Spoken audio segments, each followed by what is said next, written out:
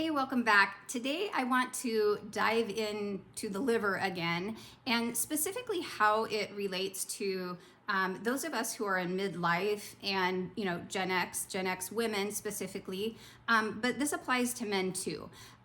There's so many things that are lumped under the umbrella of, oh, that's just aging, that's just part of getting older. I believe that it's just that we've had more years of toxic buildup and our livers, we need to address them. And so, kind of what kicked this off is I'm in a business coaching group, and it's mostly women. It's mostly women my age. My coach does an amazing job of attracting women who are very like her. So, a lot of us have real estate backgrounds, a lot of us are into holistic health, and we have all of these different common threads. And in that group, there was a conversation about health anxiety in midlife and why that is, and the hormones and the empty nester, and just kind of this extra time to hyper focus maybe on certain areas. But it just kind of got me thinking that this might be an important conversation to have and address the liver, because so much is connected to the liver. So I'll share kind of some of my backstory, and then we'll kind of get into some common things that all Gen X, some common threads that a lot of us have dealt with. So my personal obsession, I guess you could say, with the liver. So when I was 12 years old, I was going to play volleyball. I went in for the sports physical, and in that exam, the physician's assistant discovered a lump in my abdomen, in my liver area region. So fast forward through, a variety of traumatic tests. About a little over a month later, that tumor was removed at Children's Orthopedic Hospital in Seattle. It had grown from the size of an egg to the size of a grapefruit in a little over a month. And so when they did the surgery, they had consulted with surgeons from around the country, and they kind of mapped out the best plan of attack with what they knew.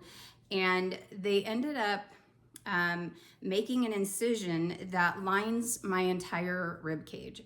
So if you can imagine an inverted V-shaped scar lining my entire rib cage, starting there. And then there's staples. I still have staples. I'll throw up an image on the screen so you can check that out if you want. But that scar tissue, so the scar tissue, the staples, all of these things have some kind of residual effect all of these years later, 40 plus years later, right? It pulls on the fascia, which affects the lymphatic flow. Like there's so much that affects the digestive system. And so it's just an area that has been honestly my biggest teacher in my life. It has taught me so much about my own body and my own health. But the liver is extremely important. So let's just talk a little bit about some of the functions of the liver. We'll just kind of go, I've made other videos about this too. So the liver performs over 500 functions, and it's one of our major filters, right?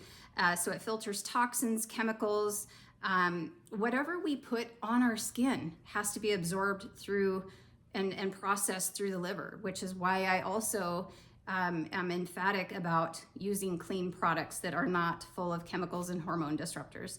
The liver helps us balance our hormones, regulate blood sugar.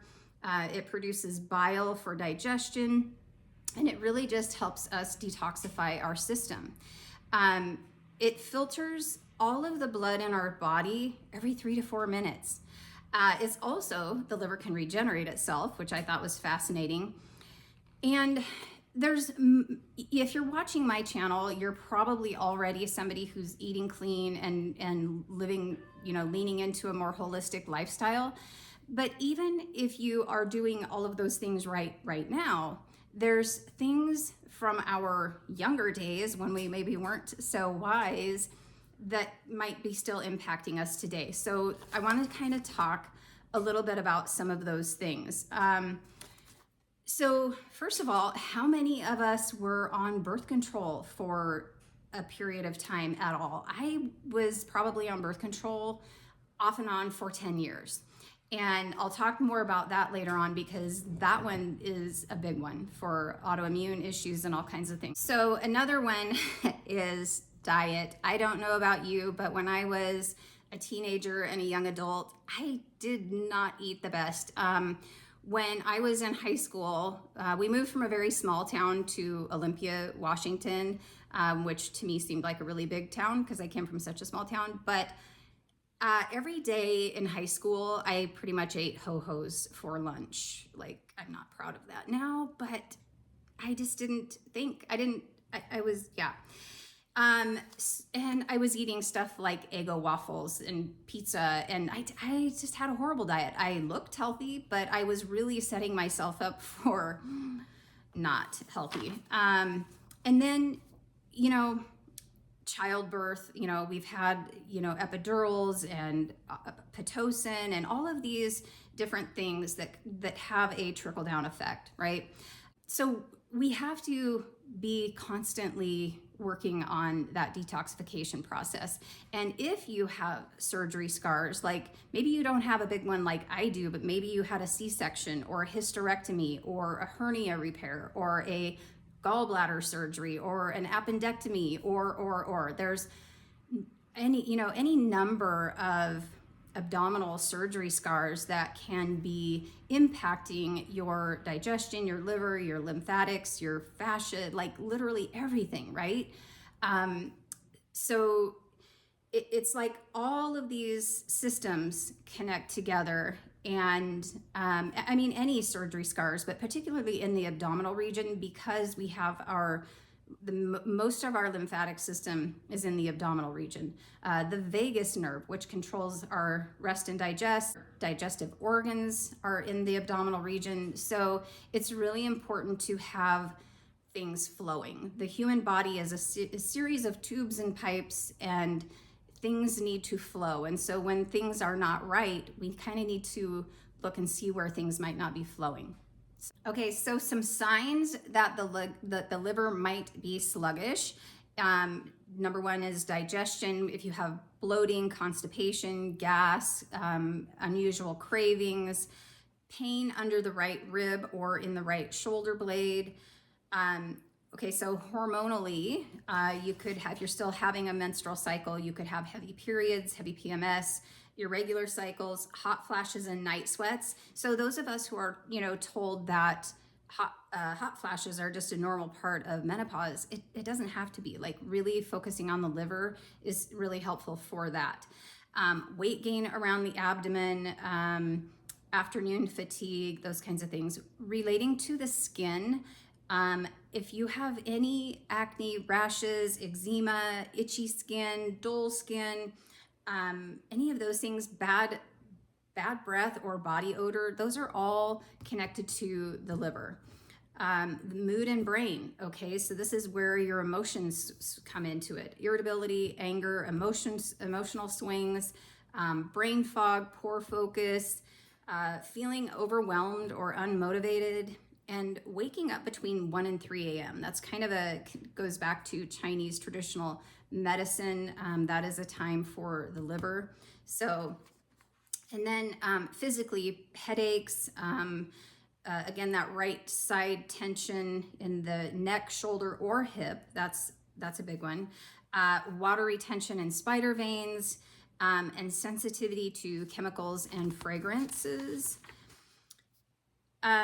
Okay, so things that stress the liver: processed foods, highly refined seed oils, refined carbs, alcohol, all of that, pharmaceuticals, and over-the-counter drugs. So I want to talk a little bit more about birth control, because I think that was probably pretty common for many of us to be on birth control pills for an extended period of time. So there are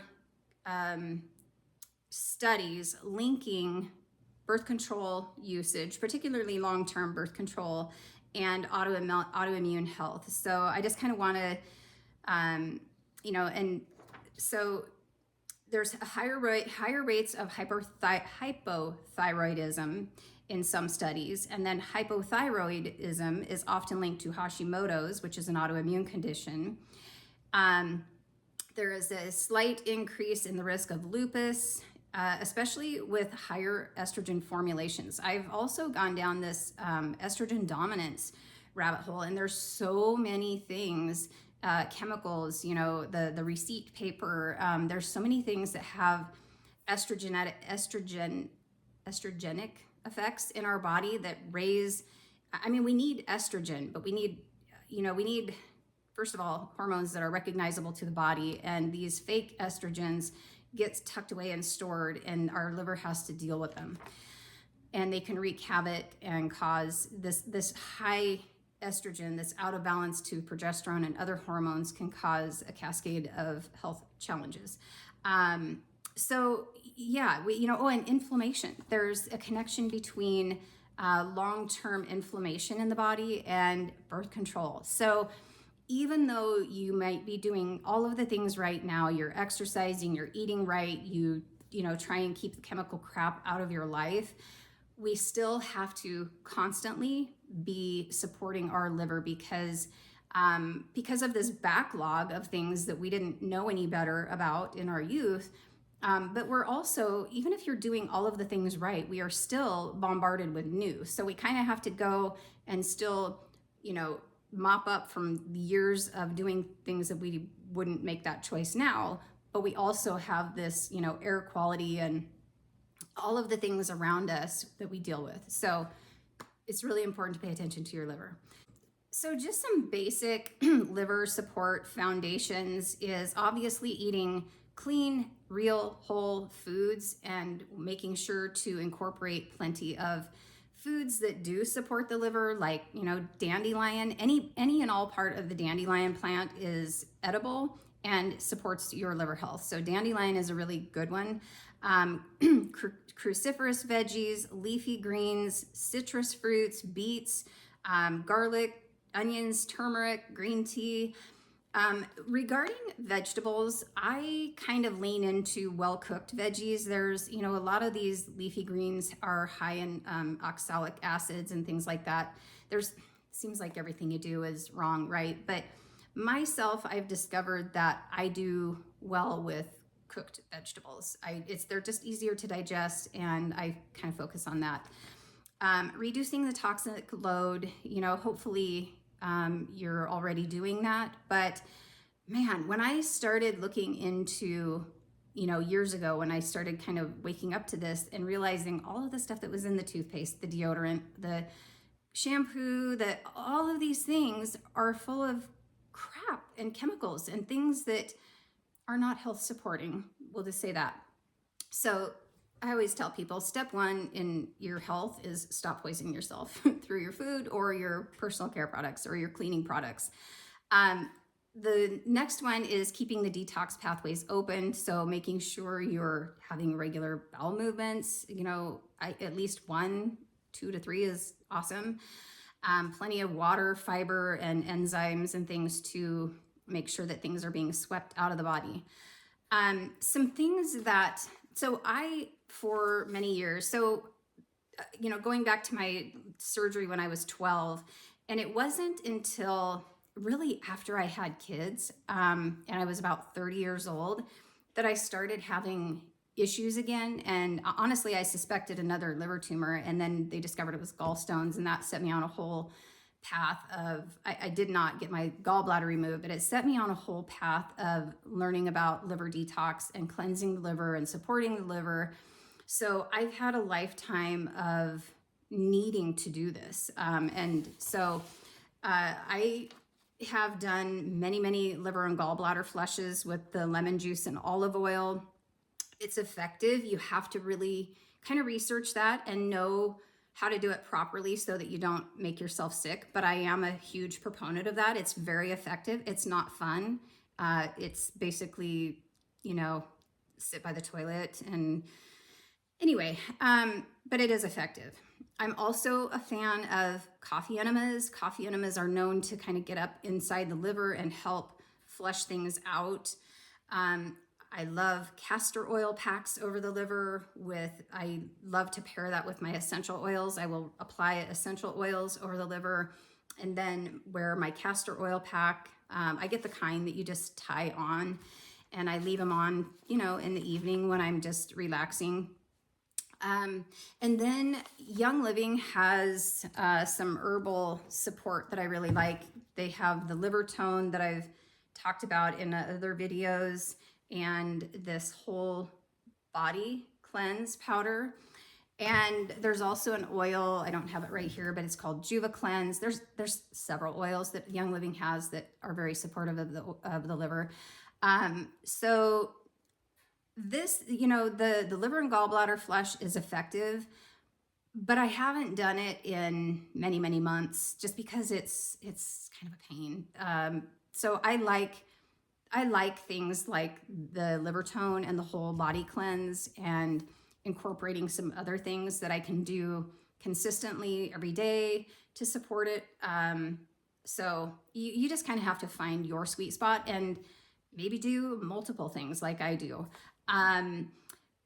But that one's kind of hitting the easy button, right? To just use supporting herbs and make sure you're drinking plenty of water.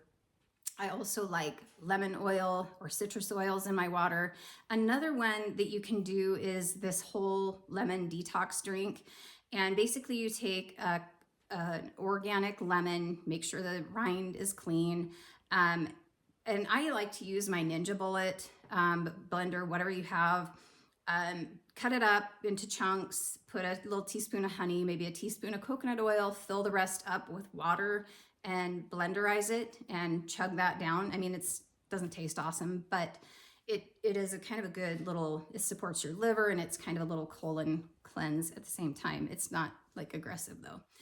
And then on the emotional and, additional aspect of this, so liver stagnation absolutely affects your emotions. You can feel anger, resentment, like our body stores emotions. If you're not processing your emotions, or if you have emotions from previous points in your life that you haven't fully processed, those things kind of hang out in the body and create dis-ease and need to be dealt with. So being conscious and working with your emotions and leaning into that and seeing what needs to be dealt with there.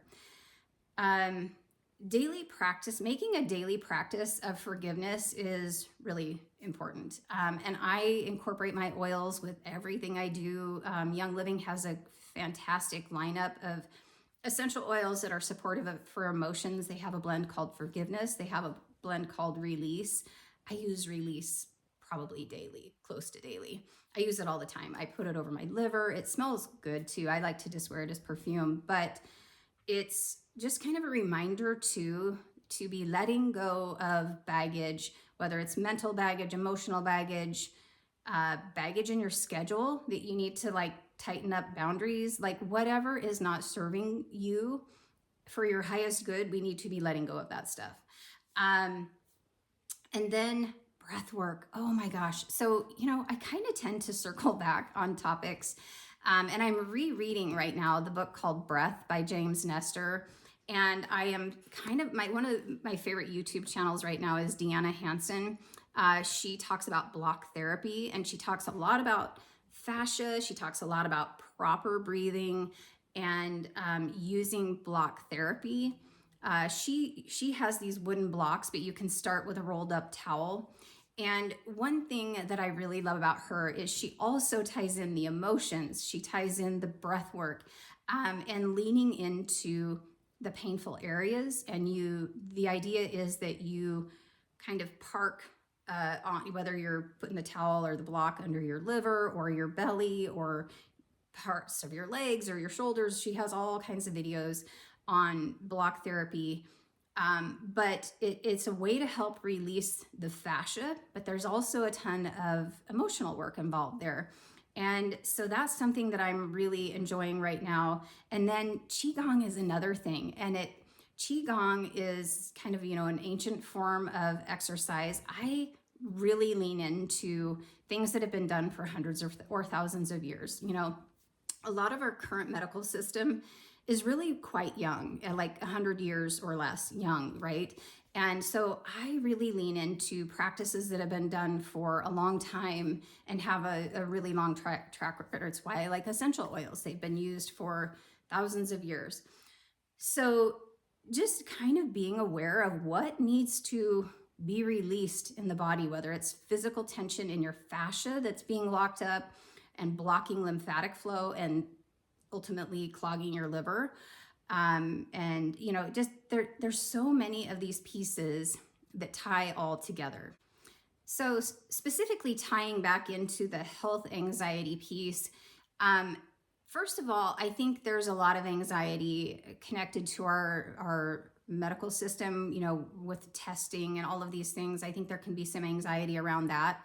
Personally, I don't participate in that. I absolutely would use our medical system in emergency care. That's kind of how I roll. Is I do the day-to-day health stuff, and then if there is an emergency arise, I think they are absolutely fantastic in that area. But really, my own symptoms, my own challenges in life regarding health have caused me to learn more about the body, to learn about the fascia system, to learn about the lymphatic system, the nervous system, the digestive system, like how all of these things work together in the body, and how do I keep my body flowing, right? One thing I do know is your body was designed to heal. And when we have an understanding of how it all flows and just kind of how to support that process. If you found this helpful, please subscribe to the channel and leave a like and a comment below. I'd love to hear if you are obsessed with your liver like I am, or what you do or maybe you're going to start doing to support your liver. So thanks for watching. I will see you in the next video.